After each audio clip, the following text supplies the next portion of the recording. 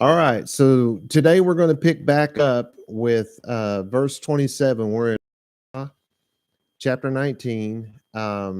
That's what is that? Leviticus? Yeah, that's Leviticus. My translation, because we've already gone through the words, but I do want to go back on one word in particular and talk about it a little more. But my translation is do not shave the corners of your head, neither of your beard.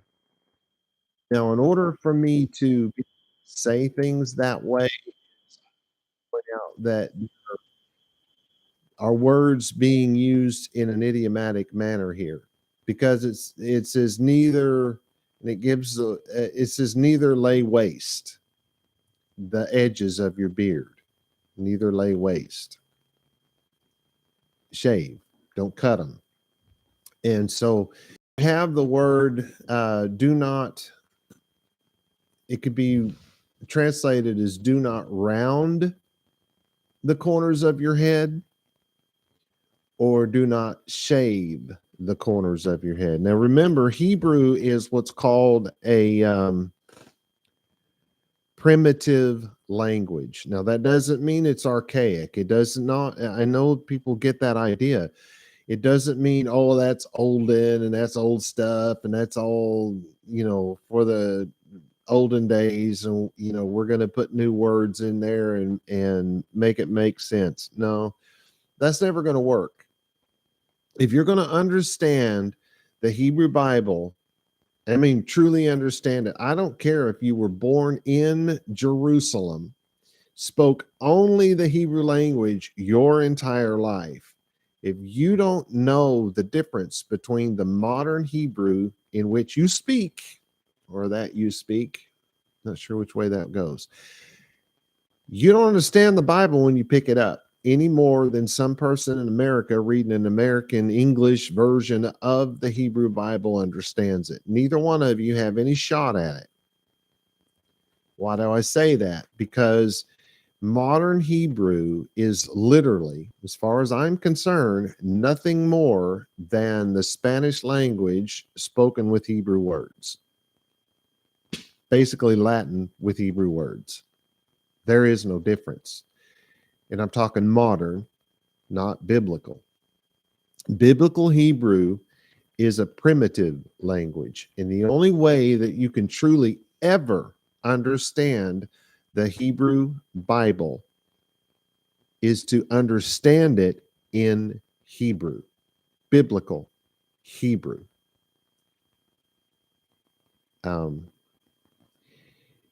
You can't take those words and convert them to your new dialect, or take those words and convert them into your new language and understand them from that point of view. You'll never get it. And I think one of the best examples I can give you is that if you read a modern translation of the Hebrew text into English, so we're saying, let's talk about this person who lives in Nowheresville, Texas, and you get the Hebrew Study Bible, which is, of course, Jewish Study Bible. That's what it's called, JSB. Now, if you get that and you read that line where Ruth is talking to Naomi, Naomi's getting ready to go home to Jerusalem. She and her husband and her two sons left Jerusalem during a famine. They went to Moab, which is expressly forbidden to the Jews. They went there anyway because there was food there. And so the two sons married women from Moab, which is expressly forbidden by the Torah, but they did it anyway. And the husband dies. One of the sons, or both of the sons, die. And so now Naomi is there in this place, missing her husband, missing her sons, living there with her two daughter-in-laws. So she decides, I'm going back to my home. And she tells the two daughter-in-laws, you go back to your people. Well, if you're reading it in English, Ruth says to Naomi after she gives that little speech, go back to your people.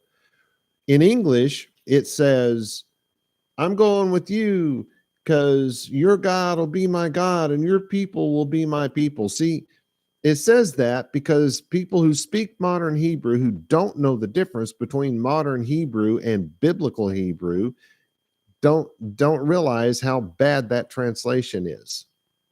Ruth did not say that. She said, I'm going with you because your God is my God and your people are my people, which means when she married that Jewish man, she married his religion. She converted from whatever religion she may have had, or maybe she didn't have one. Who knows? Doesn't talk about that, so we don't know. But either way, when she married him, she married into a Jewish family. She lived a Jewish life and she worshiped and fell in love with the Jewish God. And she had already made that Jewish conversion in her heart and had accepted the Jewish God. And because she was living by the laws of that Jewish God, she was in fact a Jew. Because that's what the Hebrew word means, Yehudi, Yehud. That's two words that have been combined together. The Yeh sound stands for the name of God, Yahweh. The Hud means imitator, imitator of Yahweh, follower of Yahweh. More about the imitation than because to follow is to imitate. That's what they meant by that in biblical Hebrew. So if you understand it in biblical Hebrew, you understand that this woman had already converted to Judaism, and Naomi was trying to dump her, her own Jewish sister into the lion's den, if you will. That wasn't very nice of her. So that's a pretty good example of the difference between knowing biblical Hebrew and not knowing biblical. Even though you speak Hebrew fluent and you can speak it like a machine gun, we know there's a man, Dr. Brad Young. He speaks Hebrew so fast that he sounds like he's selling something. One, two.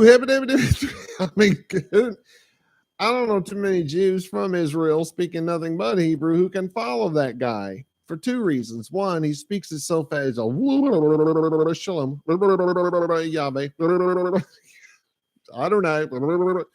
I mean, you can't understand the man because he speaks it like a machine gun. Then on top of that, he speaks Hebrew like a college professor. All of the big, $400 words, the 5 and 6 syllables in those words, the kind of words that the average people don't speak. He's a very hard man to understand. Forgot why I was telling you that now.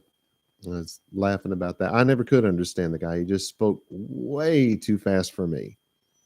Of course, anybody I speak to in Hebrew that I can have any conversation with, generally it's got to be, a rabbi or somebody who teaches Hebrew grammar or something like that, who's become familiar with that sort of a thing. Then I usually talk to them, but I have to ask them, slow down. Anyway.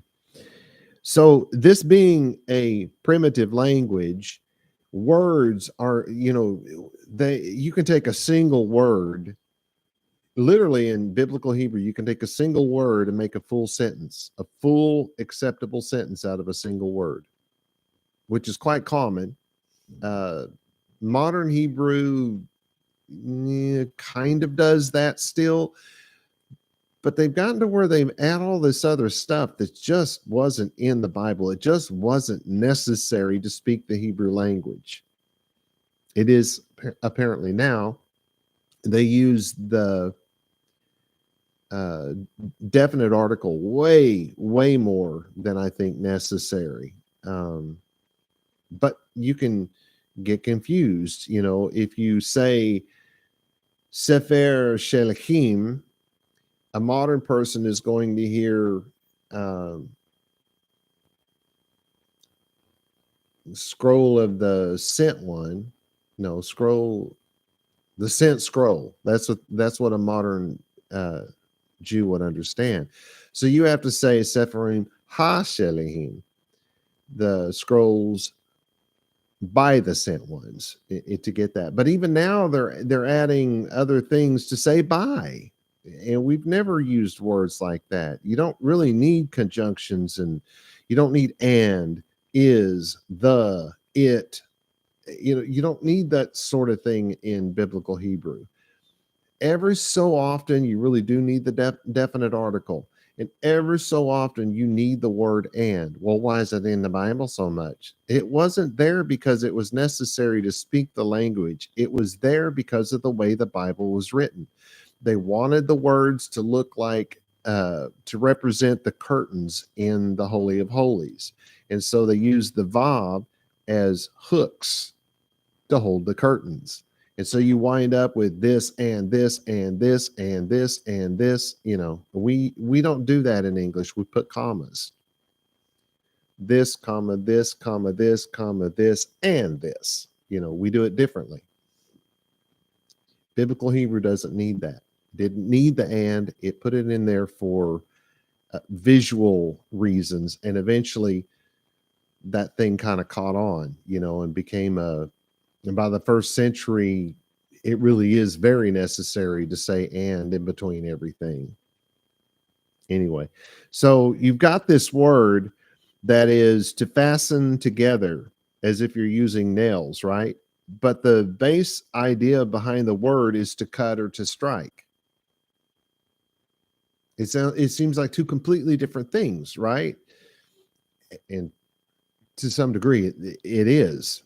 But they all come from that idea. If you're going to say cut up a bunch of wood, why are you doing that? Well, maybe you're cutting it up for the fire, so you're just cutting wood. But then again, if you're cutting up a bunch of wood, it's so that you can fasten something together in a very specific way. Maybe you're building a house, maybe you're building a boat.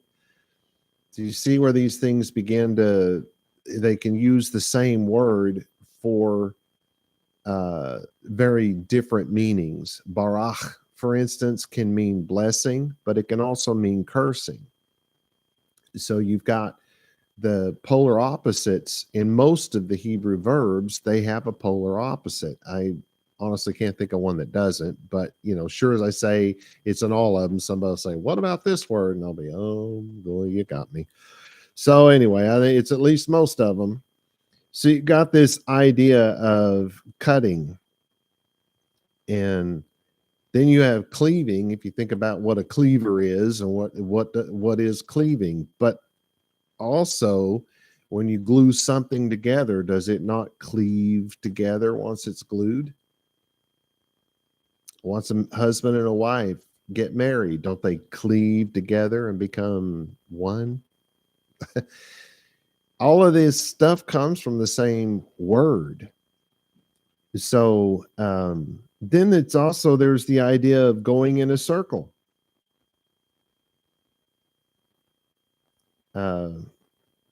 Like people who dance and go in a circle at the feast. This is the same word.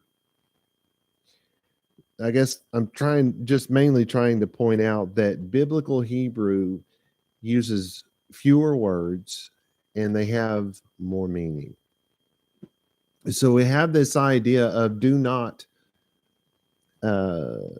circle, do not fasten together, do not nail together, do not join together, do not destroy. And it's also do not shave. And that's from the cutting and the striking and stuff like that. So there's a couple of things that I want to talk about. Somebody told me one time, and I think it was Rich Maniscalco telling me about something that my niece's husband told him, if I remember correctly. My niece and her husband were they were not Orthodox Jews. They were, I guess, Reform, maybe. I don't even recall. I mean, they didn't wear the kippas, so I think they were Reform. They had gone through the whole conversion process and all of that. And what he had learned was that he could shave his beard because he wasn't using a blade. And because he didn't see scissors as being blades, he didn't see a razor blade as being a blade, I guess. He didn't see what's that thing called? You push the button and it buzzes and you electric razor. He didn't see those as being blades. Well, they're all blades. They are. If they're cutting something, it's made out of metal and it's made for cutting, it's a blade. Just because it's not like a knife doesn't mean anything. So I don't know if he got that idea from maybe one of the other verses says not to touch your face with a knife or something like that as we go further into the law, but that's not at all connected to this verse. This verse does not talk about a blade. It doesn't talk about how you shave. It simply says, do not. Now, there is an interesting thing here.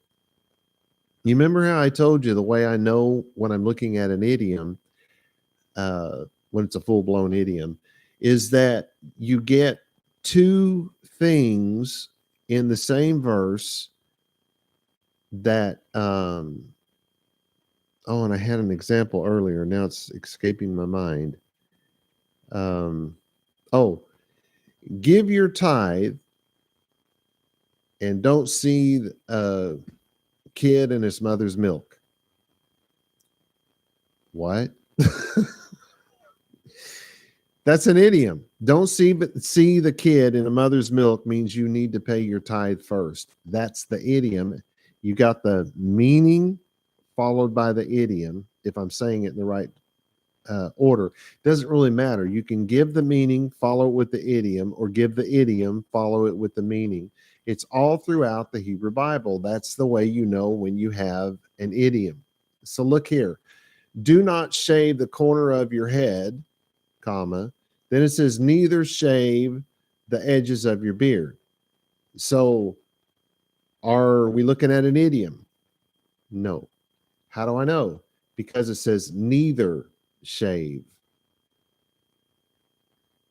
And I may have to look, I think I might have to look up the rules of grammar. I've got some older grammar books that really delve into the biblical grammar rules that as much as we can know them. But I think the neither separates these out. If I'm wrong about that, then this is saying the same thing twice.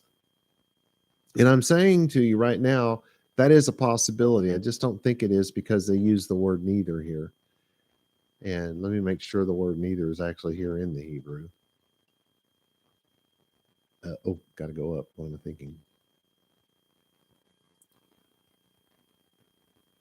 Okay, don't corner head. Where was the word shave? Oh, there it is. Okay, don't cut or shave the corner of your head. And don't. Oh, no, wait a minute. That's not what I thought it was. That's not ain like I thought.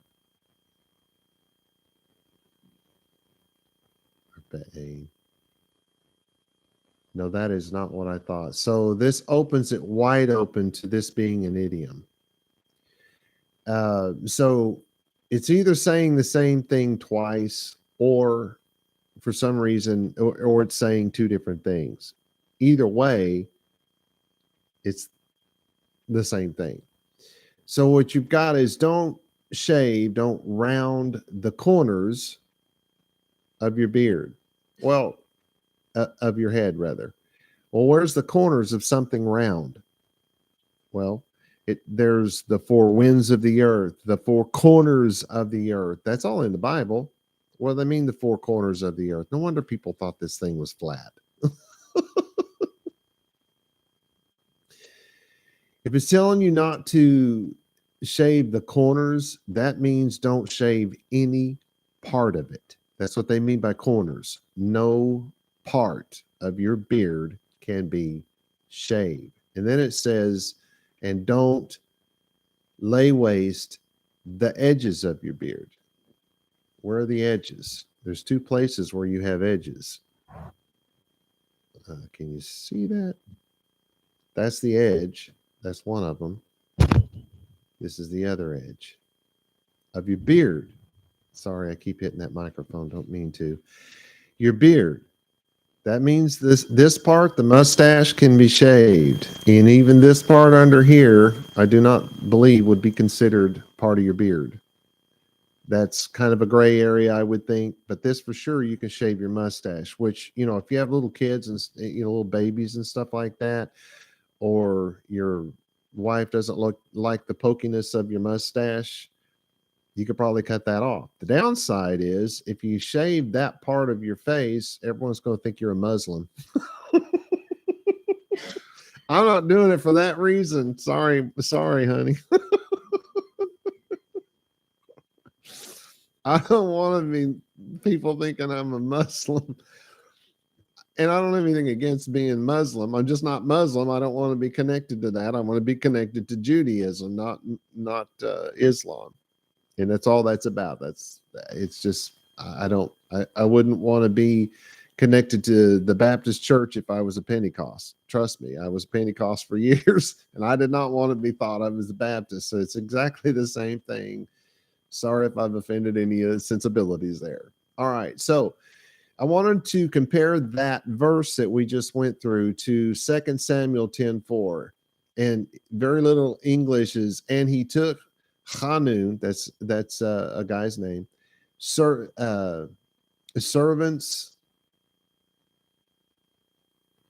David. Well, I sure thought that was a name. Let me look at this. Yeah, where is it? Oh, I didn't put that part in there.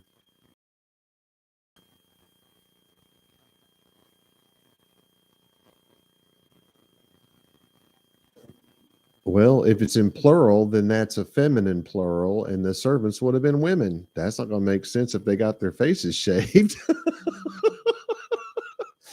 That's why I thought it was a man's name here. But anyway, Hanun, servants, it's in plural. David, so David's servants, and Hanun took the servants. Good Lord. I'm in a mood today. So some dude named Hanun took the servants of David, the guy we call David, and shaved off half of their bearded chins. And he cut off from the garments, from their garments, in the middle unto the buttocks. Well, where in the heck would the middle be? Them, so their butts, and he sent them away, or sent away them more literally. So we have the word that we have for the circle and the shave and all that. It's the same word. And then it's chotzi, which is half, or to divide. You know, it's going to be used in a number of ways, but we can say half, or he divided. You could say it that way. There's no reason why he couldn't. He took the servants of David and divided half their beard. You know, you could say it that way. And then he cut off. Oh, so we've got a word that means shaved, and then we have a word that means cut off, and then it goes to ma devehem, from their garments, ba chetzi. That's middle. Yeah, that's to divide in half. It's the same word. So anyway, I've got this translation, and where am I? Okay, so I'm in verse 4, and I grabbed part of verse 4.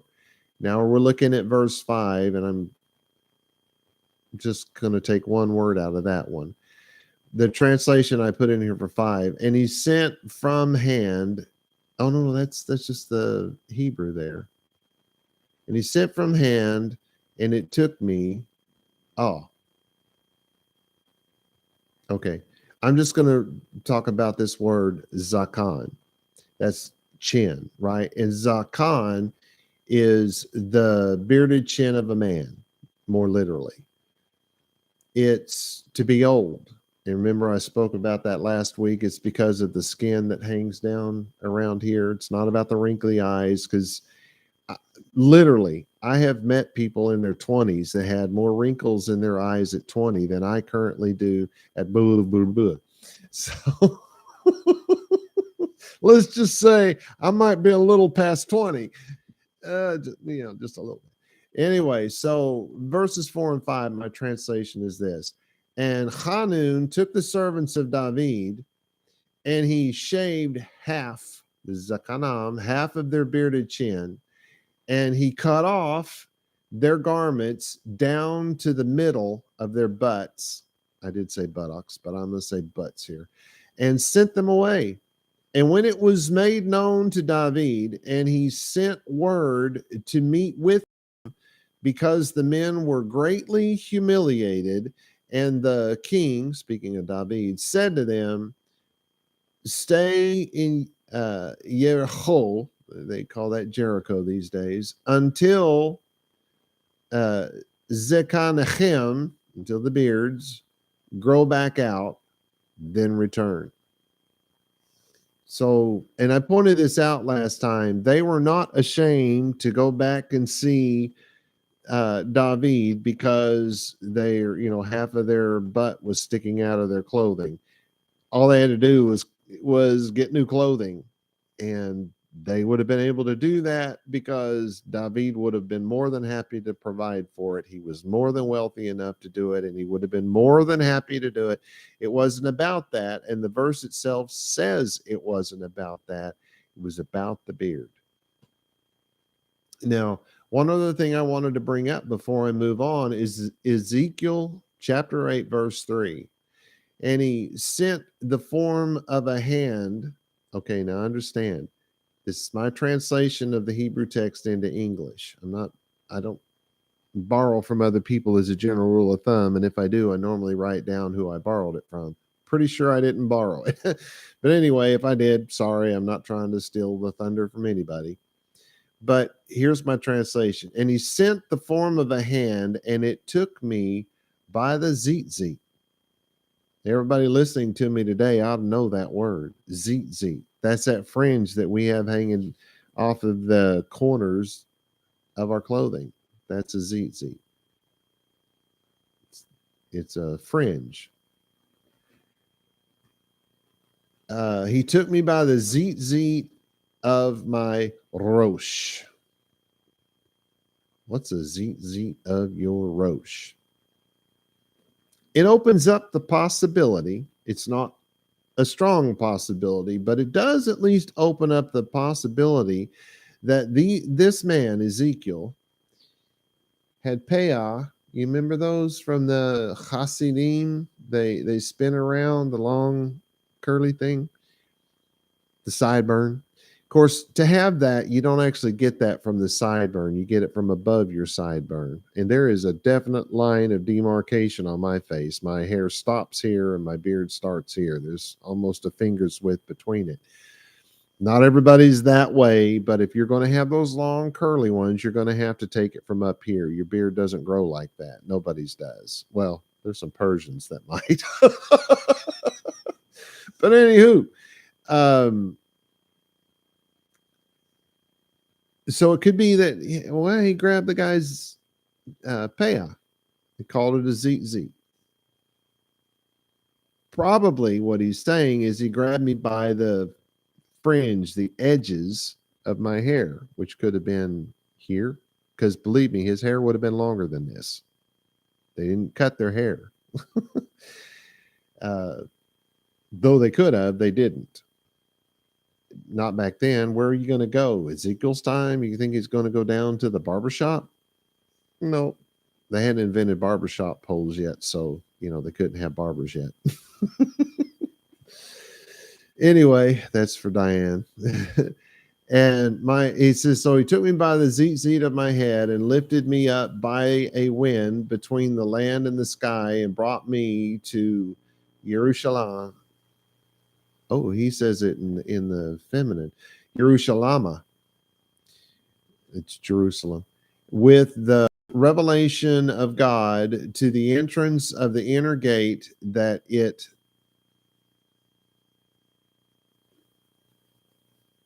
that is, I'm sorry. Look at it says is, I read it, that is toward the north where the idol of jealousy was seated, which provoked, um, yeah, I know it's just jealousy, but that probably should have been zealousness. I don't know why maybe I did borrow this. I don't know. Usually I do my own translations. I almost never borrow from somebody, but there may have been a reason and I've just forgotten what it was. But anyway, so you hear, this some part of the hair being called the zeet, which, like I said, opens up at least an argument that maybe they wore their payah like that as far back as Ezekiel.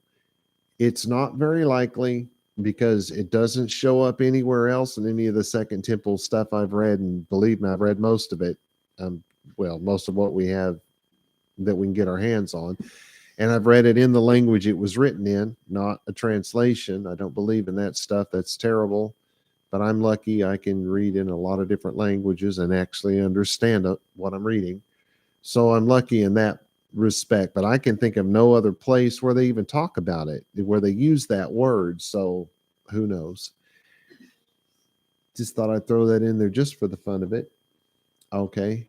Let's see. So we're ready for the verse 28, which in a very literal English says, and cut to soul, not give they in flesh, and not flesh you, and mark inscription, not give they in you, I Yahweh. Sorry, I'm having trouble reading it because the words are much smaller than I'm used to, and it doesn't help over there either.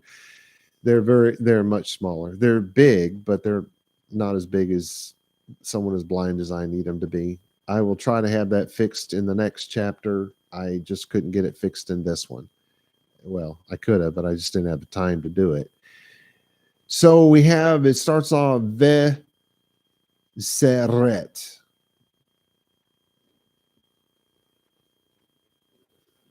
That's a different word. I was thinking that was the same word as before, but it's not. So let me take a quick look at that word. That's why I brought this book today, because I had some questions come up in my mind today that I hadn't thought of previously. 296.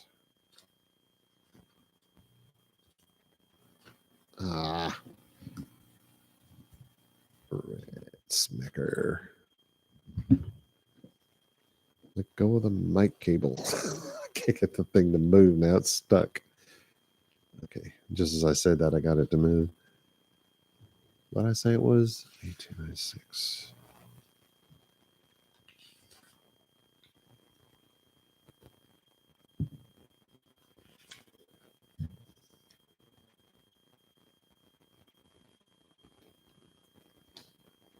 Uh-oh. Oh, no. Is that a scene and not a sheen? Am I looking at the wrong? Oh, it is. No wonder I'm not finding it. So I guess I pronounced that word. No, I pronounced it right. You'd think I would have noticed that was a scene and not a sheen. Okay.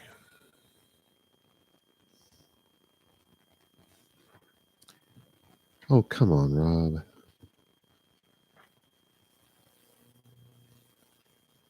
No one in the sheen. Oh, goodness. Okay, I think I'm almost there.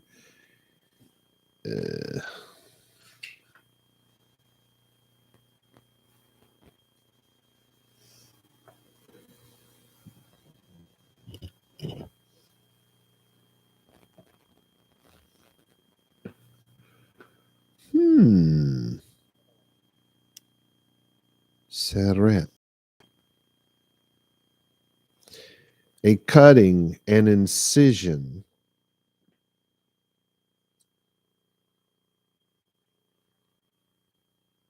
Sarah, to cut the body, make cuts in the body, which mourners used to do.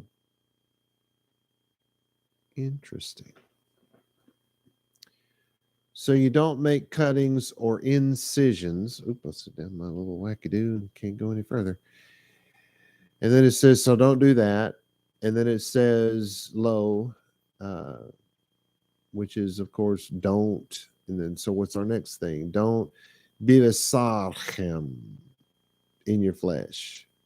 And not in your flesh. Uchetovet. Right. And do not write. We would say on your flesh, because you're not actually writing in your flesh. It's not talking about carving words. It's talking about writing words. It's talking about a tattoo. Don't write inscriptions, a mark. It can be a brand. It can be a cut. It can be a tattoo that's in the skin.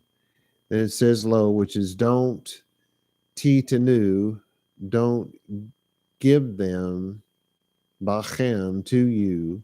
This is ani Yahweh. Why do I have soul? Oh, I missed that word altogether. So it starts off beseret, so don't make the cut, the incision. La nefesh, a person.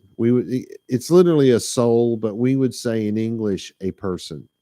You know, like how many souls were lost when the ship went down? 400 souls were lost. You know, you understand that's used to actually be a part of our language. We used to talk that way, but now we say person. So either way is fine. We're talking about persons cannot do this. So, and a person will not make a cut nor inscribe a mark on your flesh. I am Yahweh. The law is not, or this law is not limited to tattoos. Brandings, you know, some guys are really into that. They put a brand, literally heat something up and brand themselves, and it leaves a scar in the shape of the brand, and the skin actually lifts outward. You'd think it would indent the skin, but I've seen them. They come outward. They're three-dimensional at that point. But so it's saying it's not exclusive to just tattoos. It's, you don't cut your flesh like people used to do when they lost somebody. You're not supposed to cut your flesh. So are you allowed to cut your wrist to commit suicide? Nope. Not allowed to cut your flesh. Are you allowed to cut your flesh for a surgery? Well, that means you can't have surgery on yourself. You better let someone else do that. Oh, so that doesn't mean I can have someone else brand me or someone else cut on me? No, you're not allowed to do this to your flesh. And it could be argued from this verse that you can't have surgery. It literally could be argued, and it would be a strong argument as far as I'm concerned. I wouldn't agree with it for many reasons, but I don't think that's the point here. I don't think that's what God's saying here. He's telling you, because God also allowed people to put, earrings in their ears if they wanted to be someone's servant. And by servant, it's not that somebody owns you. That biblical servitude is not like that. Well, others did that to the Jews, and other nations did, enslave people and physically owned them. Somebody passed a law just this last week, I believe, and I think it was right here. Was it here in Texas? Because I remember thinking, whoa, I can't believe that's going on in that place, wherever they said it was. So it may not be Texas, but there was this couple, they got married. They wanted to put off having kids for a while. And so they had her egg fertilized by the husband, and they had it frozen. And the ruling on it was that was property. And because it was property, I guess the lab could sell it if they wanted to, or something like that. I don't remember how the rest of the story went because I was so shocked at where this happened, and just at the idea that they would call a human being property. Do you see where that can go? Wow. But somebody did that. I'm just not sure who. I'm sorry. You know how my memory is on this short term stuff. I can't remember who did it. I don't think it's going to hold up at the Supreme Court, but it'll be an interesting argument. That's for sure. So what's being said here is that you're not supposed to get a tattoo. You're not supposed to put markings on your body of any kind. Does that mean if you get cut when you fall down or you accidentally cut yourself with a knife? No, it's not what we're talking about. You understand the idea here is that you're not supposed to be branded. God was okay with people wearing nose rings. Did you know that in the story of was it Abraham was wanting a wife for one of his sons, and he sends his servant to go find the girl. And back in their day, when they got engaged, they stuck a nose ring through their nose. Now this went under here; it didn't go on the side. Maybe some of them did it on the side. Probably wouldn't know that now because those, unless the body was like frozen, how would that, that once it decayed, you wouldn't have any idea where that earring was originally. At least I would think. So I don't know if any of them did it on the outside. I know for sure that they did it on the inside because of the bodies that have survived from that time. It was always in this lower piece of cartilage, right? Yeah. So because they found some that actually still had some of the cartilage. I don't know if they found that you would think that must have been somewhere in the frost, that they would have found that. Because I don't know, in the desert. No, the only way anything survives there is a mummy. Anyway, nose rings were okay. God never said anything against that. Well, that's a piercing. That's a cutting of the flesh, and the piercing through of the ear, that was okay. So what I'm saying is, I think that there's a stronger argument for it's okay to get surgery than it is it's not okay, because the idea isn't about someone fixing something that's broken inside you. It's about you not getting these marks to uh, express some opinion that you have, or to commemorate some thing in your life. The only thing I can think of is the Dixie Chicks used to put little chicken feet tattoos on them every time they got a number one hit or something like that. It was some milestone that they had, and they used to do that. So they had a bunch of them on their feet. I guess they were way more successful than they planned on being. But and I used to love that group. I don't know if they're still together or not. But anyway, that's what we're talking about. We're not talking about surgery. We're not talking about that sort of a thing. So we need to keep it in context. And that's why I think that it's okay to have surgery. But then again, you get into the gray area of, can you have cosmetic surgery? Well, you'd certainly say yes to somebody who was in a terrible car wreck and their face was all messed up. You'd say sure to that. But what if they just want to look younger? Anyway, those are not arguments for today. This is really more about tattoos, and well, it's very specifically about having tattoos and brands and carvings that mean something, that because there's some I'm sure some tribes, well, I know there's tribes that do cuttings on their body, and those cuttings mean something. I couldn't tell you what they mean, but I know they stand for something. And God would be against that, of course, not because they do that, but because it's wrong. God doesn't want us doing these things. And of course, back in this time, that could have killed you. If you'd gotten a infection, you could get sepsis, or however you say that word, and it could kill you, So there's other reasons for not cutting yourself. Same way with a brand could do the same thing. It can become infected. Well, so could a tattoo, especially back in those days. And just because we've found out how to do it in a much safer way doesn't mean it won't still happen. Doesn't mean that it doesn't still happen. Now, I can't name a time when it has. I haven't looked into it. I don't know. I'm not trying to give any medical advice at all. I'm not trying to say that. I'm just saying that back then, I guarantee you it was a lot worse than it is now because, we have alcohol and stuff like that. That betadine or clonidine, or no, it's not clonidine. Is it called betadine? That stuff that like makes your skin look yellow and brown? Yeah, but that's for the same thing, right? To purify your skin. Yeah, that's what I was thinking it was. Getting some much needed help here. Well, I'm running low on time. Let's see what we got.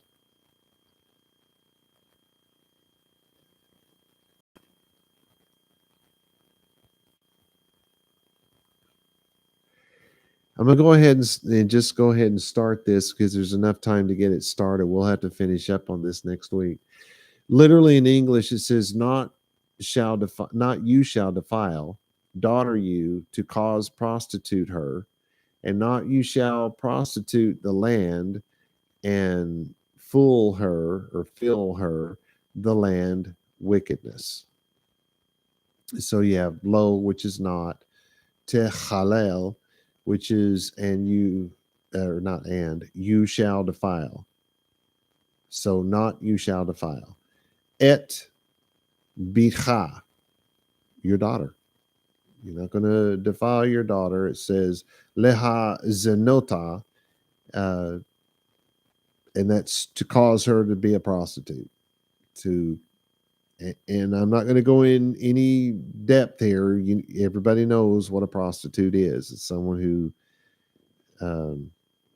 is a little too friendly with strangers for money. Let's say it that way. Is that stealthy enough? Then it says velo and not tizene, not you will prostitute. It's the same word. Haaretz, so you're not going to prostitute the land. U mala, and fill it, haaretz, the land. Zima, wickedness. You don't fill the land. In other words, if you prostitute your daughters, you are filling the land with wickedness. This is it's counsel. In a bad sense, it's a plan, especially a bad one. It's of wickedness, a wicked deed, mischief, wickedness of the mind, especially used in speaking of sins of uncleanness. In other words, that which the Torah forbids. That's what is considered wickedness. Do you know the word for evil, ra? That doesn't surprise me that the Jews would use that word. Let's say it that way. It does not surprise me that the Hebrew language would pick that word for evil. But you know that the word evil, in its basic form, is to distort your face in anger. That's called evil. Of course, there's more to it than that. But just distorting your face in anger was considered evil in the biblical times. Anyway, I guess I'm real surprised. I had plenty of time for this. So you shall not, this is my translation, you shall not defile your daughter by making her a prostitute, and you shall not allow prostitution in the land and fill it with wickedness. So this is a rule that is not specific to Israel. There, 500 rabbis just started screaming, "Oy vey!" Yeah, this is specific to Israel, but it's not. If we live in America and we live in a Jewish neighborhood And there are Jewish neighborhoods in many, many states. We have a Jewish neighborhood right here in Austin, Texas, and uh, they built houses all together, and it's all these Jews who want to live close enough to the synagogue that they can walk from their house to their synagogue on Shabbat. And so you have that. And then in New York, everybody thinks of New York when you say things like that. They have entire neighborhoods where you're not going to find anybody but Orthodox Jews, where the Reformed Jews tend to move out in all kinds of other places, and a lot of conservatives do the same thing because they're not worried about driving their cars to the synagogue, where the ultra Orthodox are very worried about doing that. And so they need to live close enough to walk. But you get that mix, even though that place where all those Orthodox people live in the far side of Austin compared to where we live, because we don't live in Austin, we live in Bastrop, which is 30 minutes east of weird, is our saying, because keep Austin weird. So we live 30 miles east of it. But in this place, you have the ultra-Orthodox, the Orthodox, the Reform, and the regulars. What do you call them? Oh, conservatives. They all, tend to live in that area, and that's where you go shopping. You can go to the H-E-B up there, and they have an entire kosher section where they have an actual rabbi working in the deli there, and so that everything that you're getting is actually kosher. That's pretty nice. And oh my goodness, is that food good? We don't get there very often, but boy, I sure enjoy it when we do. So you got these neighborhoods, right? This law is going to apply to these neighborhoods. And frankly, as far as I'm concerned, it applies to every Jewish Bible, Torah observant Jew, whether you're calling yourself a conservative or calling yourself Orthodox, because we fall somewhere between the Orthodox and the conservative. We live completely by the law of the Torah. We don't worry too terribly much about the law of man, the Talmud, Mishnah, and on it goes. Haggadah. Golly, we don't discount it. It's not that we don't believe in it or care about it or any of that kind of stuff. As long as those laws don't violate the law of God as written, we're okay with it. Unfortunately, way too much of it is the complete opposite of the commands that God gave, that Moshe wrote down. It's the opposite. And when it's the opposite, it's in violation of God's law, and that's sin. And so we don't do that. So unfortunately, way too much of Judaism is following that over the Torah. As far as I'm concerned, that's a personal opinion. But so no matter where you are, if you're living according to God's law, this is specific to you. That's all I'm saying.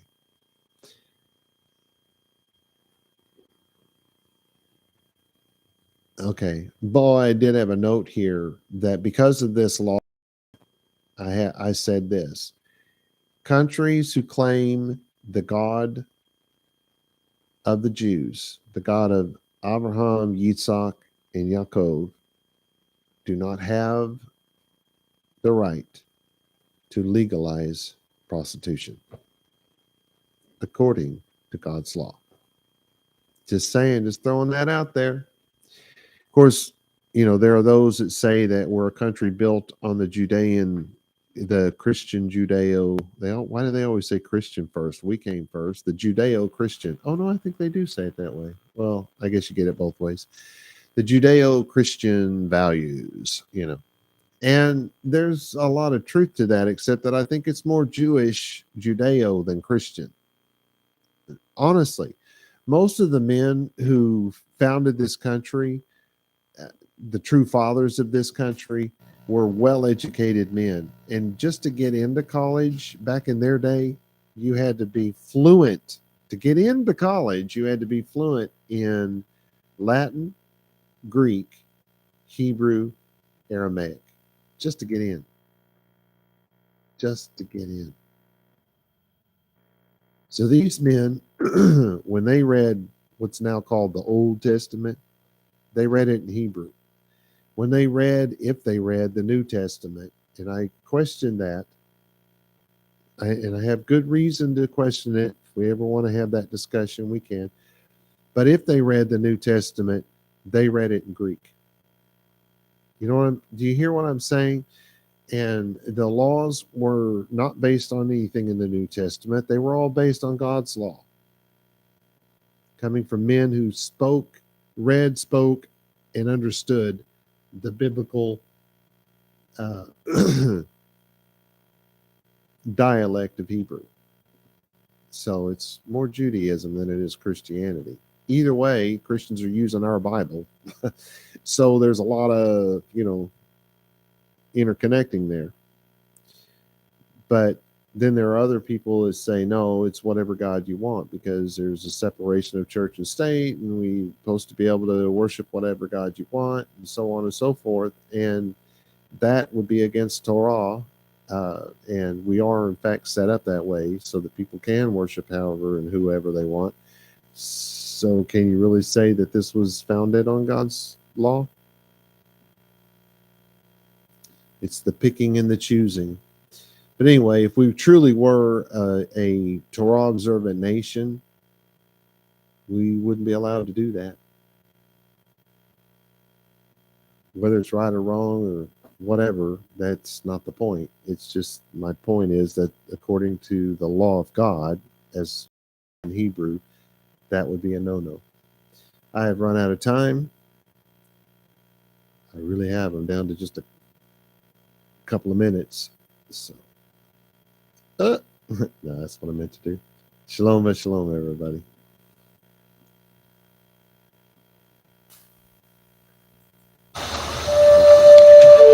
The blessing, vaYiqra. Yevarecha Yahweh v'yish merecha.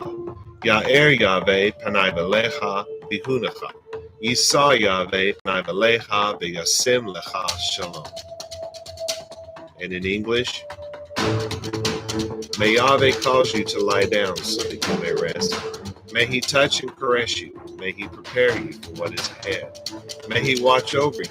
May he keep you from harm. May he cause goodness to grow in you and take away the bad. May he arrange your life and cause you to flourish. May he cheer you up and gladden your heart. May he cause his light to shine through you. May he show you tenderness, favor, and love in his presence. May he show you kindness and be delicate towards you. May he show you his generosity, mercy, compassion, and desire for you as it comes forth from the depths of his soul. May he lift you out of your pit and deliver you from the things that hold you prisoner. May he draw you to his chest and cast his eyes on yours. May he show you his love and desire for you as he cradles you in his arms. May he bear your punishment and pardon you of your sin. May he take you for his bride. May he establish a foundation in you. May he place his name on your heart and mind and make your body his temple. May you be his treasure. May you always be on his mind. May he draw you near and comfort you when you are afraid. May he assure you there is nothing to fear because he is with you. May you and all that concerns you be at peace because he is your friend. Amen.